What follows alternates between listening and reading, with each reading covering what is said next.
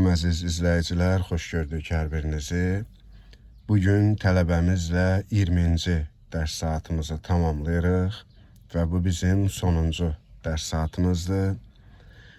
Tələbəmiz məndən öncə də təlim dərslərində iştirak eləmişdi, yəni başqa təlimçilərdən dərs almışdı. Ümumilikdə neçə saat? 50 saat. 50 saat.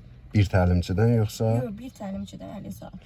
Bir təlimçidən 50 saat dərs alıb, ancaq mənim yanıma gələndə mən bütün tələbələrimdə olduğu kimi bu xanımda da birinci baxış keçirtdim. Gördüm ki, nəinki 50 saat, heç 10 saatlıq çalışmanın belə nəticəsi yoxdur əlində.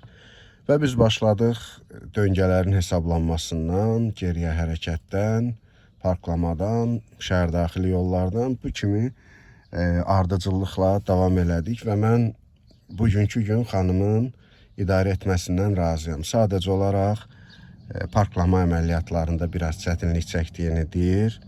İndi bugünkü gün onunla məşğul olacağıq və gördüyünüz kimi avtomobil Changan Unize'dir. Xanımın öz avtomobilidir. Bəziləriniz sual verirsiniz, təklif edirsiniz ki, müəllim, mən öz avtomobilimdə öyrənmək istəyirəm, mənə öz maşınımda dərs keçərsinizmi? Mən bir mənalı şəkildə sizlərə yox deyirəm. Çünki burada mənim ayağımın altında gördüyünüz kimi qəzanın qarşısını almaq üçün əyləc pedalı yoxdur. Bu xanım tələbə, mənim öz tələbəmdir, mən xanımın idarə etməsinə əminəm, bələdəm. Ona görə öz avtomobilində bir növ bir qardaşlıq eləyirəm, bu ayrı məsələ. Amma tanımadığım bir tələbə gəlib təklif eləsə ki, mən öz maşınımda avtomobil idarə etməyi öyrənmək istəyirəm. Baxın, mən bu işdə yoxam. Bunu istədim ki, bir daha sizlərin nəzərinə çatdırım. Yaxşı, deməli Zərifə, mən bilmək istədiyim nədir? 50 saat məndən öncə getmişdin, müəyyən bir şeylər öyrənmişdin.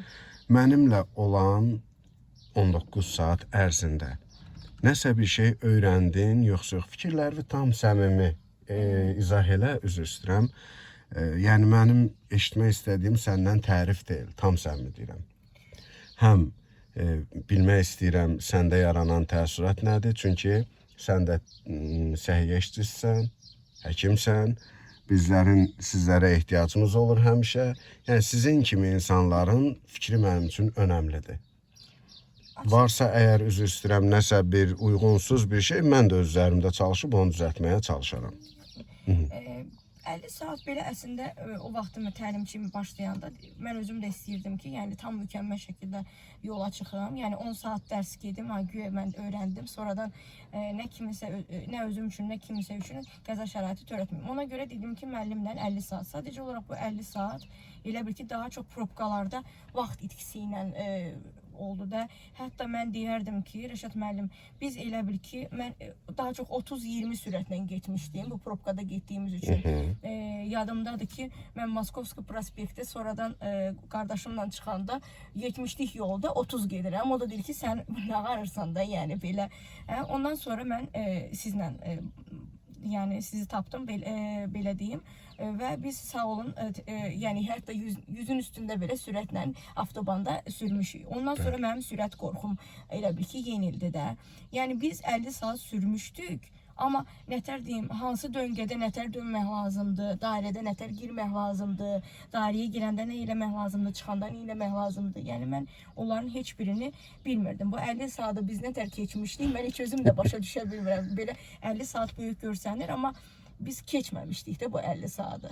Qaldı ki, parkovkadan bu 50 saat ərzində cəmi bir dəfə 1 saat parkovka elədik. O da ki, yəni sağa dön, sola dön, belə elə, elə elə, yəni bununla keçmişdi də. Ona görə yəni mənlə parkovkanın peysindən belə mən heç xəbərim yox idi. Qaldı arxa-arxaya sürmək, ümumiyyətlə arxa-arxaya sürmək eləmişdik. Amma yəni sizdəki kimi manevr eləməklə o tərəfə keçmək, bu tərəfə keçməklə yox. Sadəcə elə baxırdıq. Biz yadımdadır o vaxtda dərsi keçəndə həm sağ güzgü ilə, həm sol güzgü ilə, həm orta güzgü ilə, yəni üçünə baxa-baxa arxaya sürmək öyrəndik. Sağ olun sizin sayənizdə. Yəni onların heç birini o digər təlimçi ilə etməmişdim. və ona görə özümü hazır hiss eləmədiyim üçün yollara çıxmırdım. Sizlə dərsi keçəndən sonra, yəni o neçənci dərsdə mən özüm sərbəst şəkildə yollara çıxıram da, belə deyim. Sadəcə indi hal-hazırda parkovkada bəzən çətinliklər çəkirəm onu yemək üçün. Sonuncu dərsimizi keçirəcəyik inşallah. Aydındır. Allah hər birinizi qorusun. Siz sadəcə olaraq o 50 saatı xərcləməklə məşğul olmusunuz ki, bircə tez yekunlaşsın, təzə paket götürək. Yəni məqsəd olub. Amma öyrənmə Zərifə, həmişə mən deyirəm bunu, mənim öz şəxsi metodikam var. Mən bilirəm ki, mən sizə A, B, S, misal üçün əlifbanın A-sını, B-sini öyrətməmiş cümlə qurmağı öyrədə bilməyəcəm. Ona görə oradan başlayıram. Yəni məqsədim nə olduğunu bildiyim üçün özümə uyğun da metodikam var. Onunla da dərsimi keçirəm, nəticəni də şükür Allah əldə eləyə bilirik.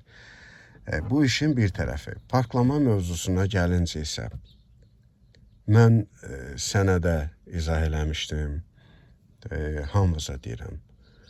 Mənim sizlərə verdiyim hesablamalar raşotlarda bütün minik avtomobillər üçün keçərlidir.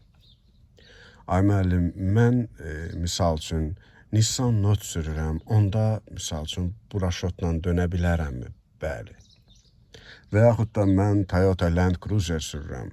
Sizin dediyiniz raşotla böyük qabaritli maşında mən parklama eləyə bilərəmmi? Eləyə bilərsiniz. Yetər ki, mənim sizə verdiyim hesablamalara riayət eləyəsiniz. Bunlar eynidir. Minik avtomobilləri ilə yük avtomobillərini qarışdırmayın. Onlar tamam başqadır. Yəni, bəzən belə bir yanlış düşüncə formalaşır da bizdə. Ki, mənim maşınım misal üçün Çangan Unize'dir və yaxud da Li 9'lu böyük qabaritli maşındır. Mən balaca maşında misal üçün Nissan Note-da sürmə təliminə getsəm, Nissan Note-da sürməyi öyrənsəm, öz maşınımı idarə eləyə bilmərəm. Parkovka eləyə bilmərəm. Bu tamam yanlış bir fikirdir. 2 üstə gəl, 2, 4 eləyir Zərifə. İstəyirsən rus dilində 2-nin üstünə gəl. İstəyirsən ingilis dilində, istəyirsən alman dilində. Yetər ki, sən 2-nin üstünə gələ bil. Yəni, raşot biləndən sonra bütün avtomobillərdə sən bu əməliyyatları yerinə yetirə biləcəksən. Yetər ki, bil və düzgün əməl elə. Bu arada avtomobillərin sükanının həssaslıq fərqlidir. Bax, necə yumuşaqdır. Amma mənim maşınımda ağırdır. Və yaxud da qaz, tormuz həssaslığı. Səndə həssasdır. Sən əyləc pedalına, tormuza toxunan kimi maşın yerə mıxlanır. Amma mənim avtomobilimdə biraz gec tutur. Və yaxud da qazın həssaslığı. Sən qaz pedala toxunanda, misal üçün, maşın dərhal hiss eləyirsən onu. Bəli, o reaksiya gecliyi, tezliyi və yaxud da, misal üçün, sürətlər qutusu. Səndə sürətlər qutusunun selektoru bu qismdə yer alıb da düzü. Burada qeydlər yoxdur, bizdə var. Bu kimi dəyişikliklər olmuş ola bilər ki, bu da 10-15 dəqiqə ərzində adam adaptasiya olur maşına. Yəni, buna görə avtomobil seçməyə dəymir. Təlim avtomobili seçməyə dəymir. Yaxşı təlimçi seçmək lazımdır. Yaxşı tələb olmaq lazımdır. Vəssalam. İndi parklama əməliyyatlarını səninlə bu avtomobildə, sənin öz avtomobilində öyrənməyə çalışacağıq. Daha doğrusu öyrənmişik, təkmilləşdirməyə çalışacağıq. Baxaq görək sənin sıxıntın nədir?